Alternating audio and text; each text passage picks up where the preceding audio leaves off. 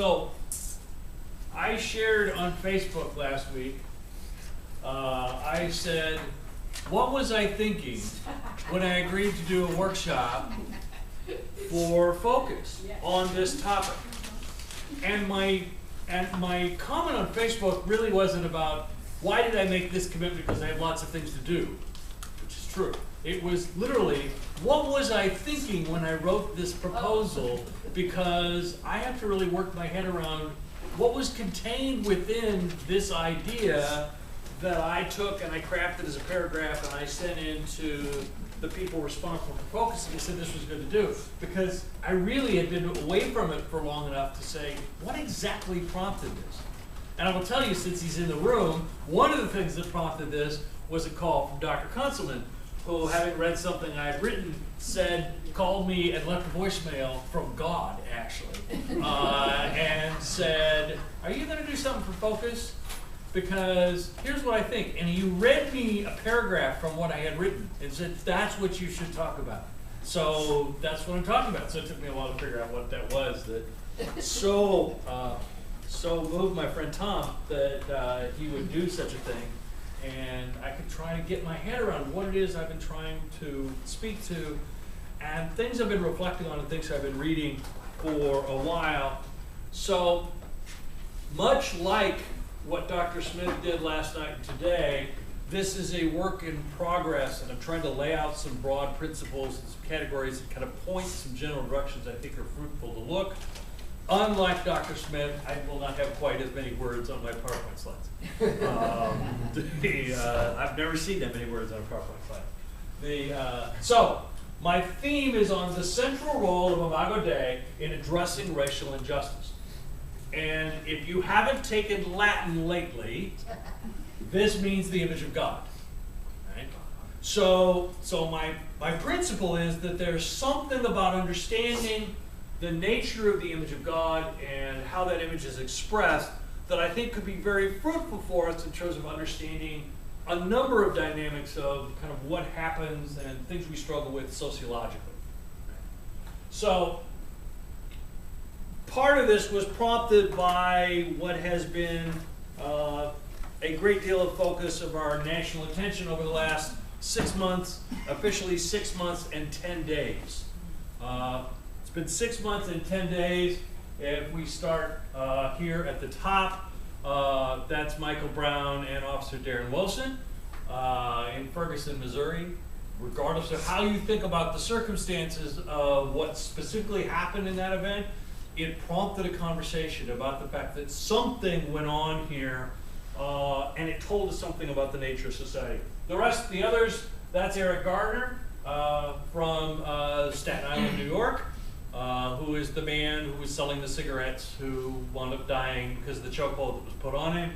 This is John Crawford, who is the man who was in the Walmart in Dayton, Ohio with a toy gun that he was waving around, and some people called the police because there was a black man waving a gun around at the Walmart, and the police showed up and they shot him when they turned the corner because they thought he was a threat. Oops. That's Tamir Rice, who is the young boy in Cleveland who pulled a pellet gun out of his band of his sweatpants, and was shot by the police. Without getting into any of the conditions about the role of law enforcement and how that plays out, all of which are important conversations, it brings us to a recognition that there are some issues here that we need to learn how to talk about. And we don't seem to have a means to do so. What we've seen has been polarization. And then in the best of circumstances, this is the best of circumstances, this was a conversation, this was a meeting I went to last week. This is as close as I could do with joining two different pictures together, because Jackson College sponsored this thing on race and law enforcement last week that I went to for a couple of reasons, and one I'm interested in. Secondly, I'm on the Jackson Human Relations Commission, so I thought it was important that I be there. They had 12 people on the panel. It took me 2 photographs to get a shot of the panel, and then I tried to set the photographs across each other so you got a sense of all the people who were here. It was some community leaders, it was a judge, a couple of, 3 lawyers, the chief of police for the city, the sheriff of the county, a guy from the local state police office on the end, and a guy you can't see behind the guy with the hat right there, the checkered shirt, was an officer with Blackman Township, right? So, number of different voices, and for the most part the conversation was there's a lot we could do better in terms of the criminal justice system. We need a better sense of trust. We need to communicate more. All of that would be wonderful. In fact, 2 of the panelists who were lawyers, that guy works for the prosecutor, he's an assistant prosecutor. The one whose shoulder you see is a defense attorney. Both of them teach for Spring Arbor as adjuncts in our department in criminal justice classes. So, in general, they were talking about the fact that what we need is greater communication, better trust. We need good, improved relationships. We need protocols on how to deal with difficult situations. It's great that we're all here together and we're talking. It was all that kind of uplifting, good talk. And then they let the audience speak. And when they let the audience speak, then it was a different kind of conversation. Because the audience wanted to talk about issues of fatherlessness, about complaints about the broader culture, about bad actor police officers, about people who are afraid of talking to law enforcement for reasons of being called a snitch and being then in trouble with the local community, and kind of speaking to all of those other issues. So while listening to the panelists, I was encouraged. While listening to the audience, I was not. So I just shared that because it was recent. That was Thursday. And spoke to the issue where we got polarization about how these issues take place. As I was preparing these remarks, somebody I follow on Twitter from the Pew Research Center, Conrad Hackett, reposted this graphic.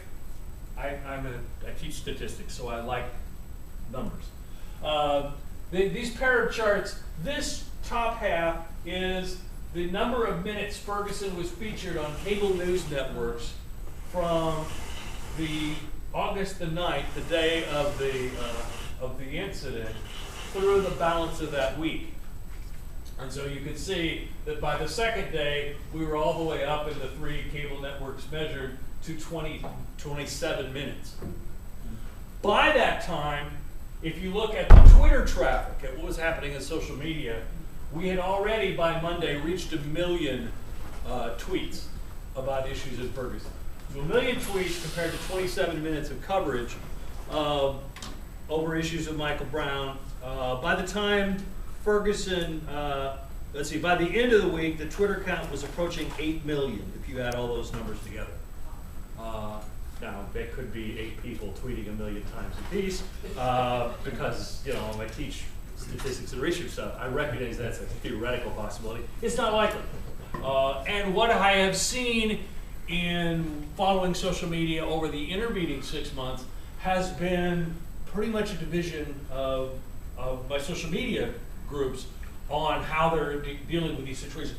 But they're not going away. They're not talking to each other, they're just talking. Right? Yeah. So that was in my head as I'm thinking about, these things are all happening while I'm working on trying to remember what it was that I thought I was talking about. So it was helpful, because if it wasn't this, at least it's current. So this is a book I've been working my way through. It's a fascinating piece of work. The Long Shadow. It is written by Carl Alexander, Doris Entwistle, and Linda Olson. It is, they're all 3 sociologists at Johns Hopkins, and it is a study of Baltimore. They were studying readiness for school, and were able to find out kind of who's ready for first grade and how we think about how ready they are for first grade. And this is a sample selected from Baltimore public schools just in the city, and they were able to select their sample controlling for issues of social class and race and a number of other things. But because they collected this data, and they were down the road at Hopkins, they kept collecting the data. How are these kids doing now? These kids are now like 28 years old. And so they have data on what has happened to these lower income children who struggled with disadvantage issues when they were starting school in first grade, and where are they now? You could guess from the title of the book, and I'm only about a third of the way in, it doesn't pretend to be a happy outcome. Okay? So these two pictures, the top picture is it's a shot of a tenement, row of decent houses back in the good days of Baltimore when these would be homes that workers would live in kind of manufacturing era kind of period. This down here is the PR version of Baltimore with the skyscrapers and the condos and the marina and the whatever the walk is they call the walk around Baltimore Harbor, which name just escaped me. So how do we think about that? How do we have these conversations about issues of race, where now we're talking about race and class, and how do we do that in the midst of these kinds of stark realities? We just seem to talk in these generic ways that knows there's something that we need to deal with. Here's another book I hope you know, or I hope you've come across at some point. The Other Wes Moore. Have any of you read this? It's a fascinating book. This is Wes Moore on the left. He's the author. This is also a Baltimore story. He grows up in Baltimore. This is Wes Moore. He grows up in Baltimore.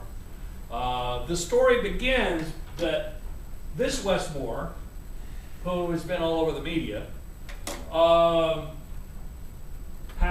went to military school. He was in the Army. He eventually became a Rhodes Scholar. He was an intern for Condoleezza Rice. But he found out along the way that, from family members, that there was another guy named Wes Moore who was arrested for armed robbery and put in jail for life. And they found out that they had actually grown up blocks from each other in Baltimore. And that they had similar struggles in their backgrounds. They had similar issues.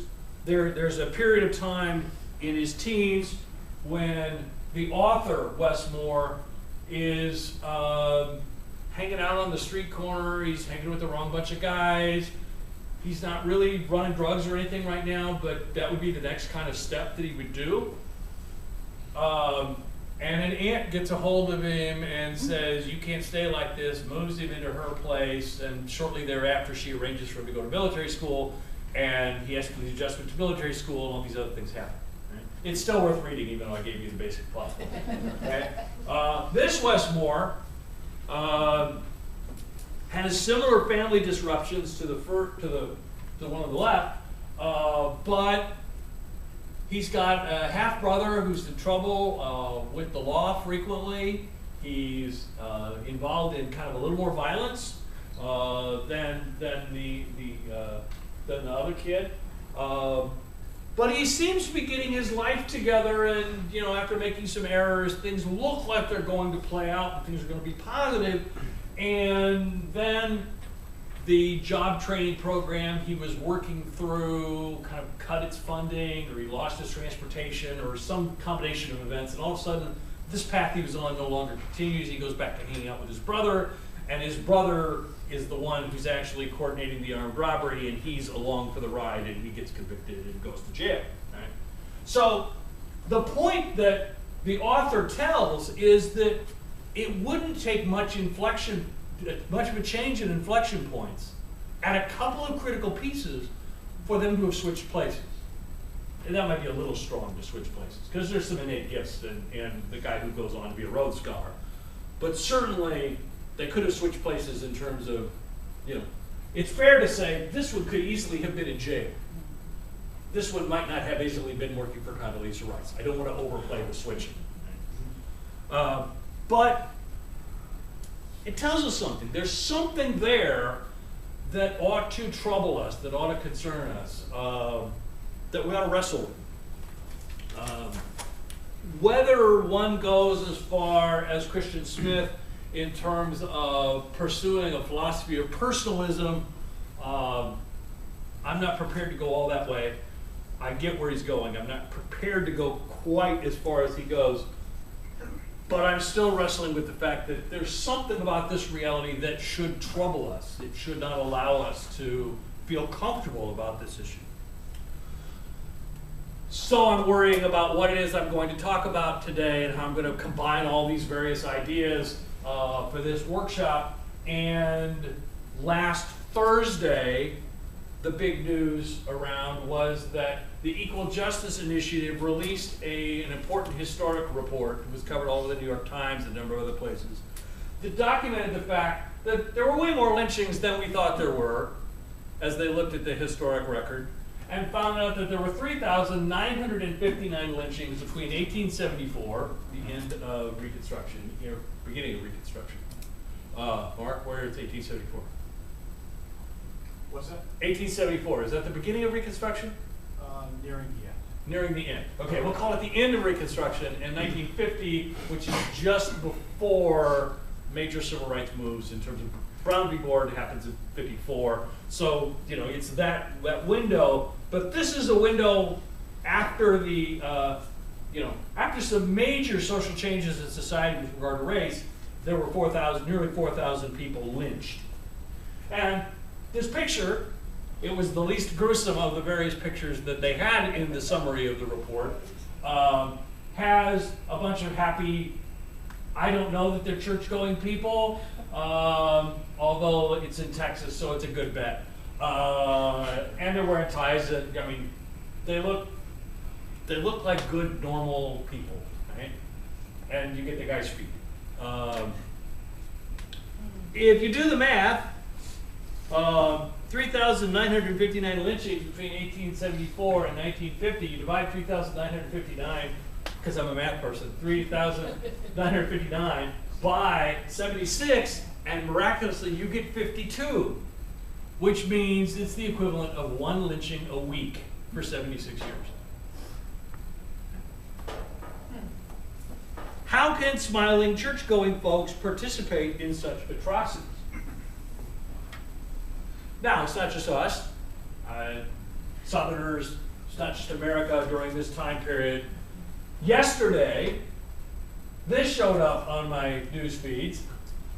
This was an announcement from the Baylor Institute for the Study of Religion that on March the 16th, they are having a commemoration, symposium is what they're calling it. It's not really a celebration of the 100th anniversary of the Armenian genocide. And you can't read the small print, but it says 100 years ago in 1915, the Ottoman Turkish Empire made the appalling decision to annihilate its Christian minorities.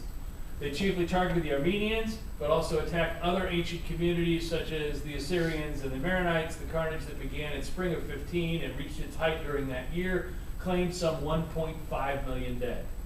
Millions of others, mainly Greeks, were exiled. The events had an epical significance, not least in establishing the concept of genocide on the global stage and probably inspiring Hitler. The events of 1915 marked a decisive turning point in the history of Christianity, marking the end of historical chain dating back to the Roman Empire. I was just in Turkey in January, so this particularly caught my attention. But clearly, how is it that these things become possible? How is it that we, as a race of human beings, are capable? What do they have to do to get to these kinds of decisions? So I believe, this is one of my big thesis points, that selective dehumanization is at the heart of all of it. Whether you're talking about the genocide of the Armenians or the lynching of blacks in the South, it was nearly all in the South.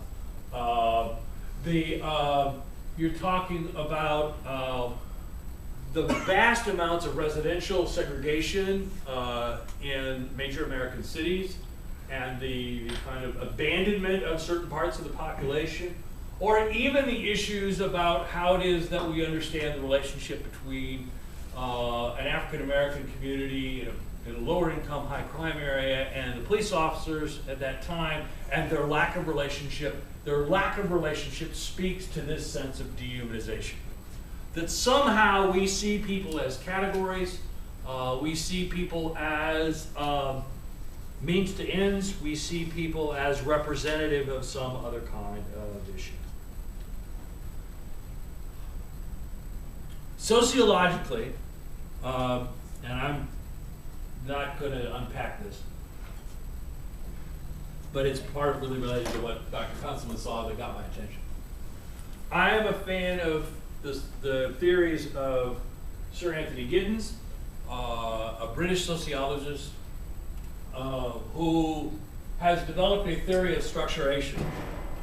I did learn in preparing for the Christian Smith visit that the critical realists, of which he is one, don't like Anthony Giddens. So I'm wrestling my way through what I think about that. I think I still like Anthony Giddens a lot. Anthony Giddens argues that he developed what he called a theory of structuration. And I'm not going to try to unpack a theory of structuration or his argument. I'm going to give you a very thin slice. The question is, where do social structures come from? How do those operate? How does inequality present itself? What is race? I mean, he doesn't kind of get into what does race mean, but all these are questions about how are things structured. And what he does is he raises kind of an interesting question. And I'm just let go because all I'm going to do is say that he believes that structure and interaction exist in a duality. So it's not that they're a dichotomy and they push back against each other. They're in essence both sides of the same coin. And that what happens is that every interaction contains within it the structural inequalities that we experience.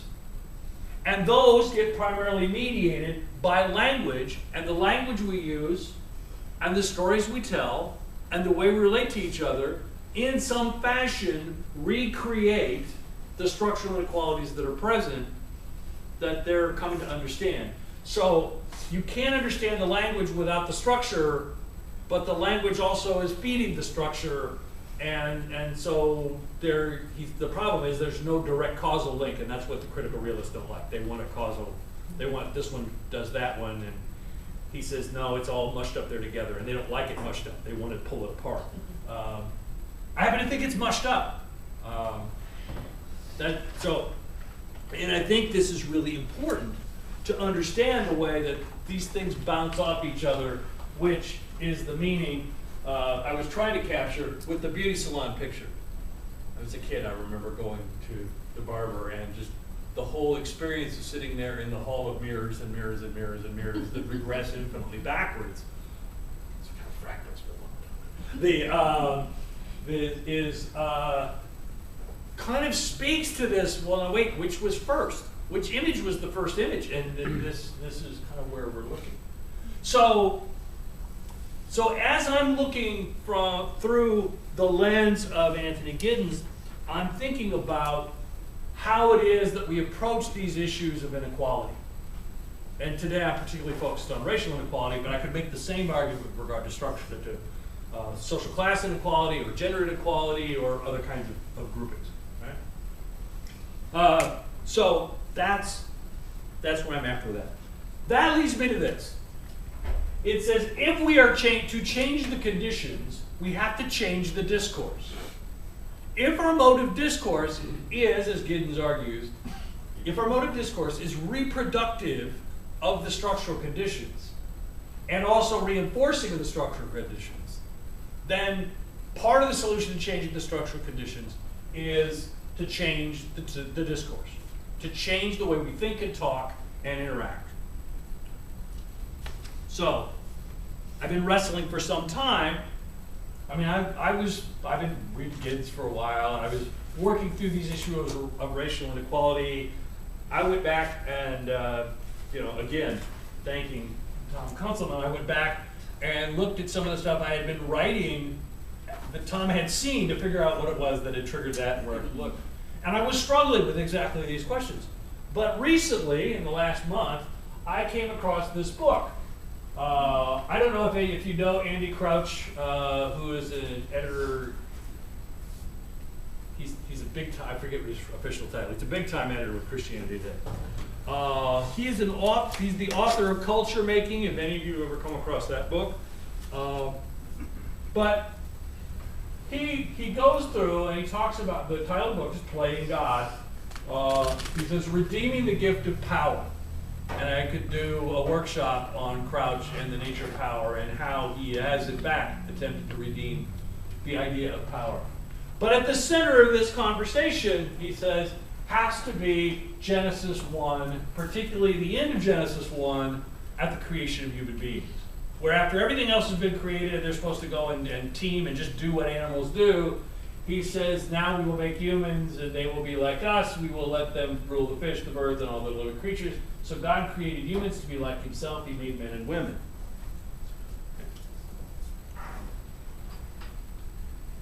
Later on in the book, Crouch argues that what Jesus does in the incarnation, crucifixion, and resurrection, so I agree with Smith that this is a pivotal piece theologically in terms of Jesus entering the world, is the restoration of true image bearing. We are bearing the image of God. We are created in that image, as are other human beings. And that our task, that Jesus shows us what the restoration of that image being looks like.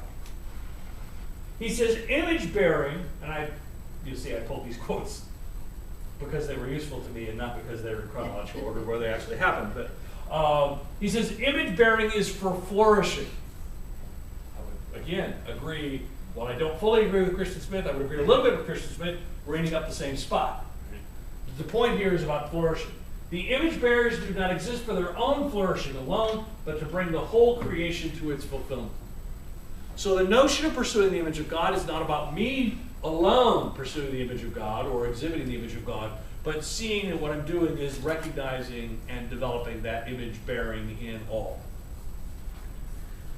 He says, all true being strives to create room for more being and to expend its power in the creation of flourishing environments for variety in life and to thrust back the chaos that limits true being.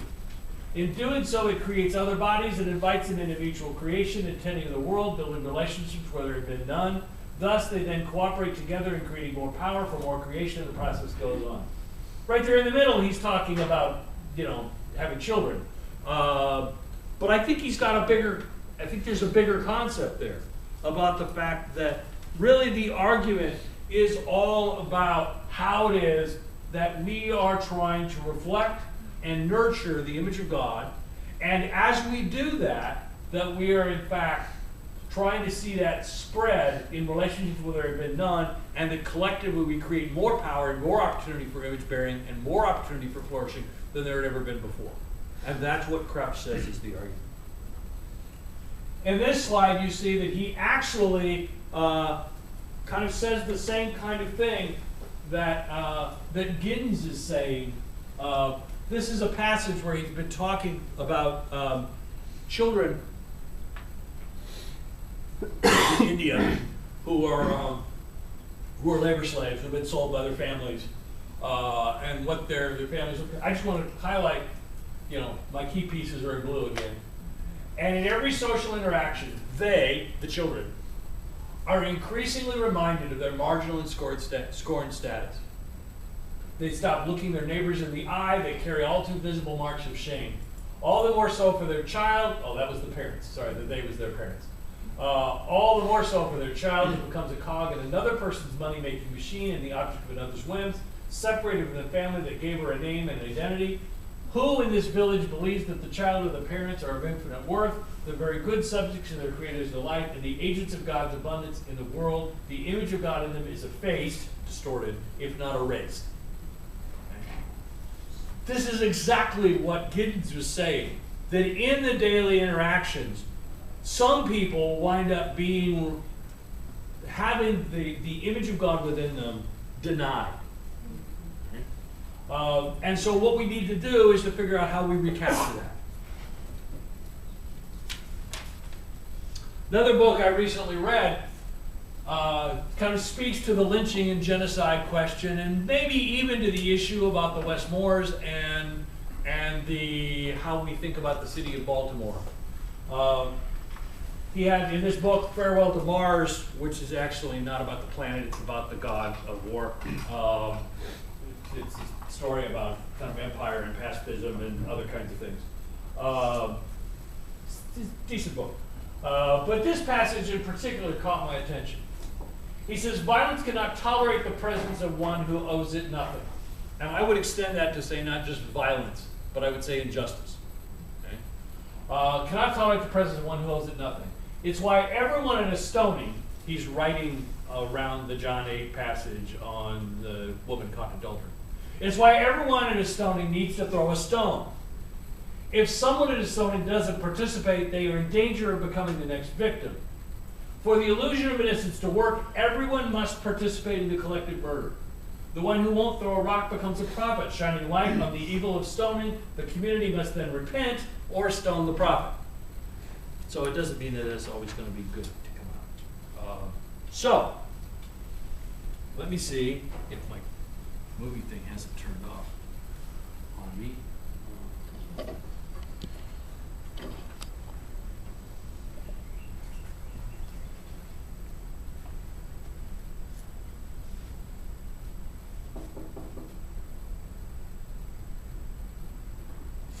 Good evening, Nick. Evening, Mr. Finch. Come in. This is the sheriff. The news has gotten around the county about my bringing Tom Robinson back to the jail. I heard there might be trouble from that bunch out in Old Sarum.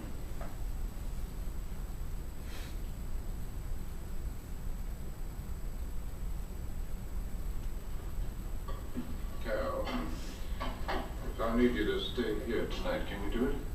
Yes, I can. Thank you.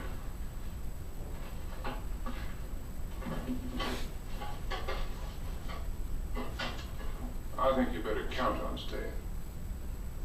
Yes, sir.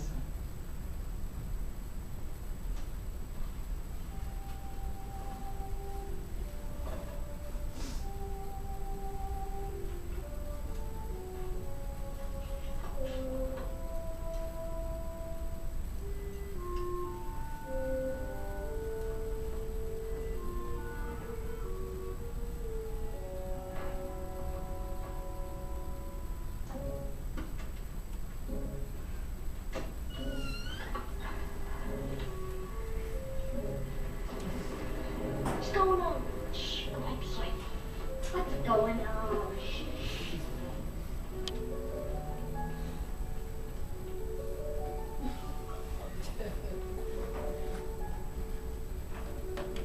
Hey, there's his car.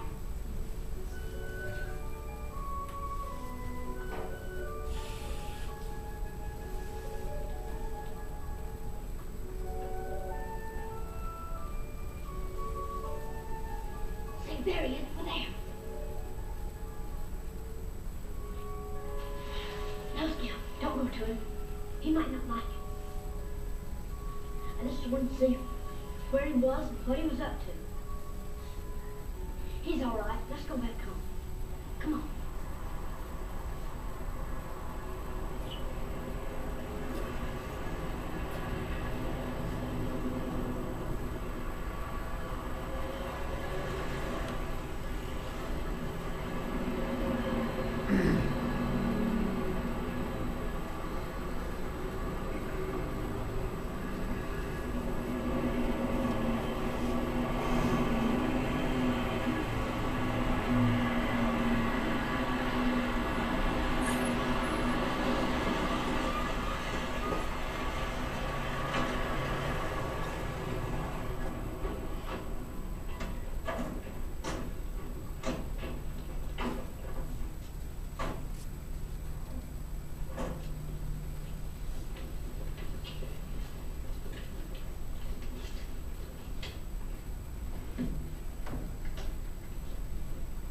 Yeah, now, Mr. Finch? He is. asleep. Don't wake him. You know what we want. Get aside from that door, Mr. Finch. Walter, I think you ought to turn right around and go back home. Hectate's around here somewhere. No, he ain't. Maybe his bunch is out chasing on old Sam looking for us. We know it was. We come in this other way. Yeah, you ain't never going around that edge, Mr. Finch. I thought about it. I can't see Atticus. Well, that changes things. Atticus!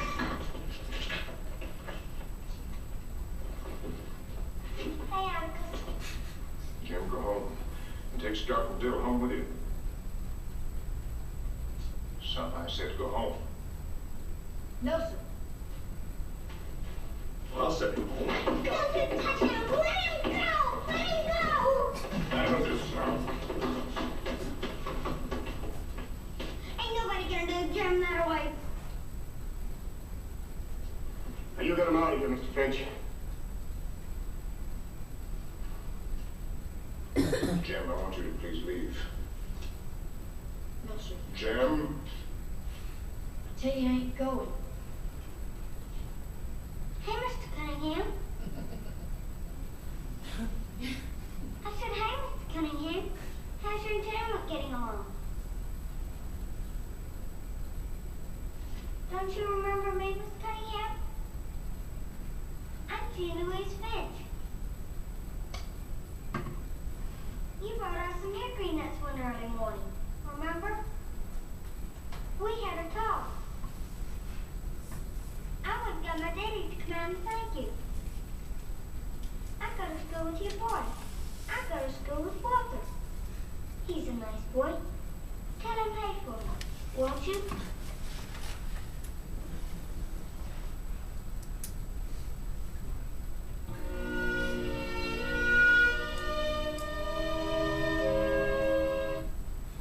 Okay. There was a little more there, but for the sake of time, I'm going to keep going.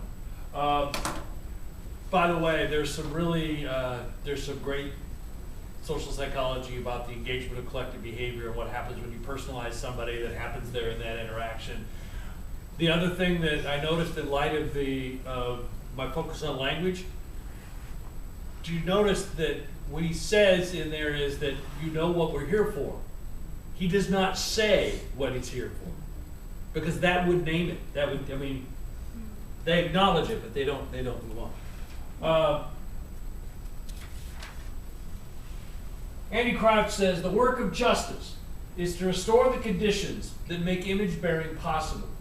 Without justice, with the kind of restoration that opens the way to dignified, delighted image bearing, it is much less likely that the good news about the true image bearer will be believed even if it is proclaimed.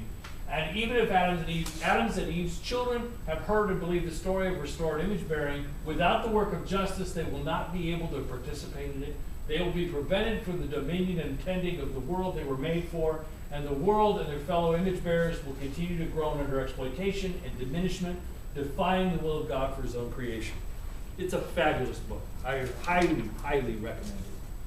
So, if justice is about restoring image bearing, then we have to think about kind of naming the things that deny image bearing and how it is that we bring those about and how we change our dynamic. And I think this notion about recognizing the image of God is significant. This is a long clip, and I'm really running tight on my time, but it's worth doing. So hopefully we won't get too much in trouble with the in terms of finishing up, and I'll stay after for questions and stuff. But I want to show you the closing argument. If you don't know this, the closing argument in this speech is, in the movie, is one of the fine moments in American cinema. Followed actually only if you've seen by the movie by what happens after the verdict, which is just makes me cry every time I see it. So, but this is Atticus's closing argument. It has been established that that the woman did in fact kiss Tom Robinson, but it is an important part of the story that Tom's arm was damaged in an accident years before, his left arm, and that will come up as part of the closing. So just.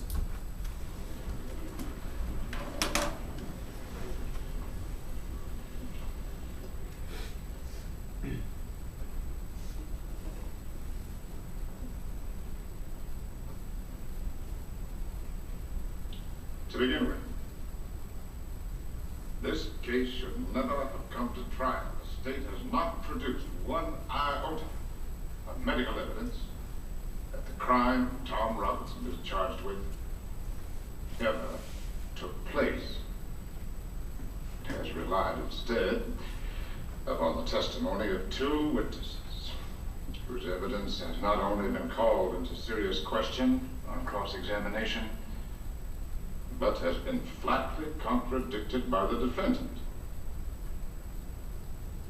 There is circumstantial evidence to indicate that Mayella Ewell was beaten savagely by someone who led almost exclusively with his left. And Tom Robinson now sits before you, having taken the oath with the only good hand he possesses, his right.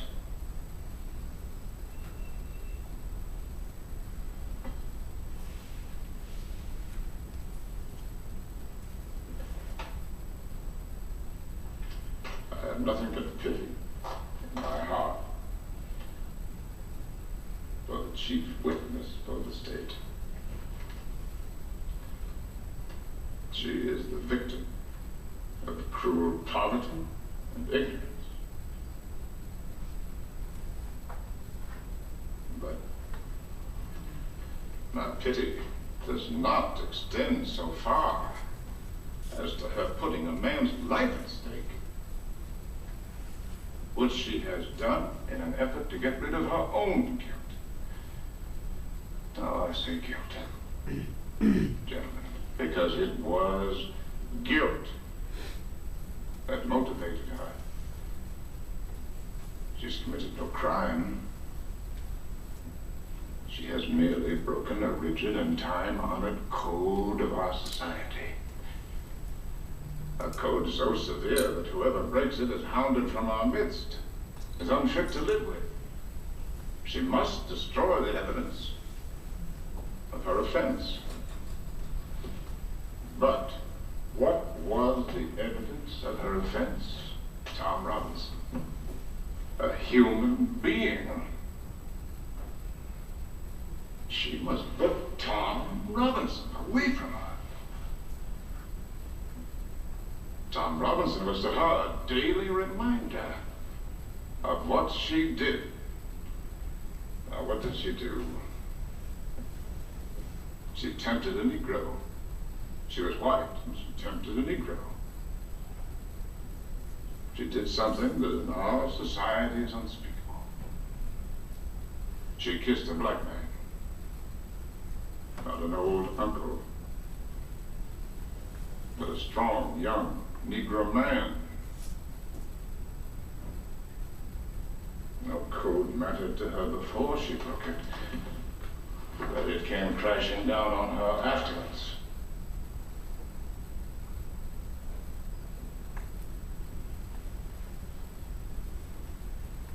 The witnesses for the state, with the exception of the sheriff of Macon County, have presented themselves to you gentlemen, to this court,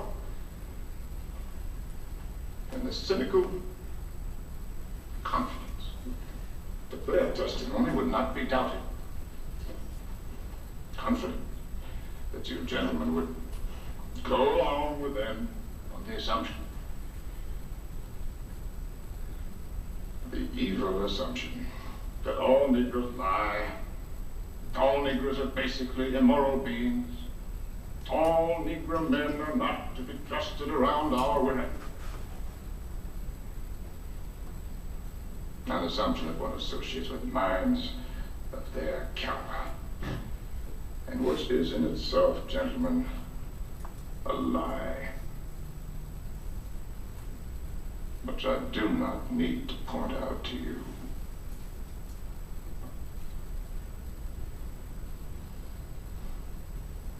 And so, a quiet, humble, respectable Negro who has had the unmitigated temerity to feel sorry for a white woman has had to put his word against two white peoples.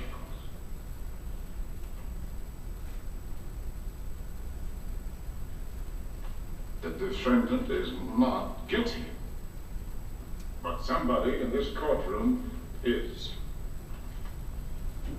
Now, gentlemen,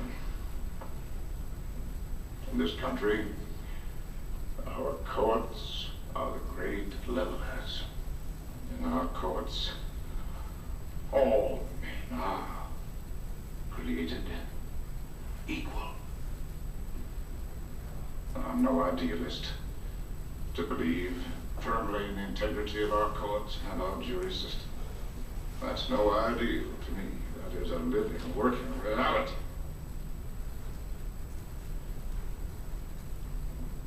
I am confident that you gentlemen will review, without passion, the evidence that you have heard, come to a decision, and restore this man to his family.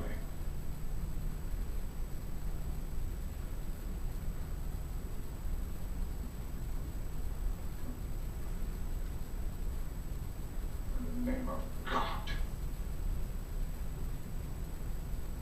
do your duty.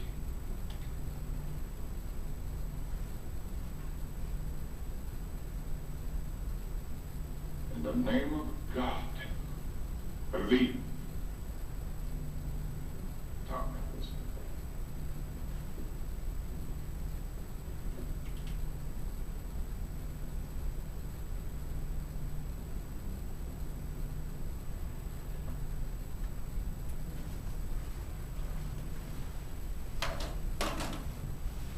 It doesn't end well. It ends well for this family, not for all families. There's something in Atticus's speech that struck me as I was preparing and thinking about the way in which he names the intrinsic worth of Tom Robinson. And I think, and speaks the truth about the language that had captured all of them. But he doesn't go quite far enough. I was really surprised when I rewatched this the other day, and I've watched this thing zillions of times, but I was really surprised at that line about these stupid, kind of heartless, worthless people worthy of our pity. If we're going to be committed, to really experiencing the image of God, to really seeing the image of God in others, and to embracing that in our regular kinds of rhetoric, in our interactions, in our patterns, we have to go further. Going further means that we have to look for that divine image. And looking for that divine image, we have to find it in the Ewells as well as we find it in Tom Robinson. It's easy to paint, believe me, if you've seen the movie, read the book, it's really easy to paint the Father Ewell as a horrific human being. That's the way the drama works. But he is a man created in the image of God. He is an image bearer. And that image bearing has been denied, not just denied in the courtroom by Atticus Finch, but denied because for a long time in that part of the South, he was poor, he was undereducated, he didn't have access to resources, he didn't know all the things the people in town had. And his image was at least daunted in some fashion. It's not erased, as Kraft says. It means that we are looking for that divine image in Darren Wilson and in Michael Brown. That we have to seek to understand the life of Darren Wilson in the moment of a split-second decision, even if the decision will eventually be taught about as what you don't do. We need to understand that in light of what it means for him to be a bearer of the image of God. We need to understand that both rich and poor in Baltimore carry within them the Imago Dei, and that we should be looking for that. We should never be telling stories about, family culture or other kinds. We can talk about family problems, but as soon as we make these sociological, as soon as we make these characterological and they become about who a person is on the inside, as opposed to being created in the image of God, we've somehow distorted the reality. We're all in the image of God. And you don't get to be more in the image of God because you're rich. And you don't get to be less in the image of God because you're poor. The image of God is expressed in both Westmores, in spite of the fact that one of them winds up in jail and the other one winds up in the executive suite, or in the West Wing. It shows up in lynchers as well as the victims of lynching. It shows up in Muslims as well as Christians. If we believe the image of God is at the center of what we're talking about as Christians, that then somehow our rhetoric, our discourse, our interactions have to embrace that reality. And to the extent that they embrace that reality, we actually participate in changing the very structures that we're part of, because we name things for what they are. So that's where I am right now in my own journey, as I keep trying to think about what this looks like and how kind of a social change strategy this brings about. As Christians, we have a lever that other people don't have, because we recognize that all people are created in the image of God, and that God is working in their midst, and that the incarnation means that image bearing is real, and we're bringing testimony to that. And I don't know where all this takes me, but that's how far I am today, and I have 2 minutes left. So thank you for being nice to me today and watching my movie.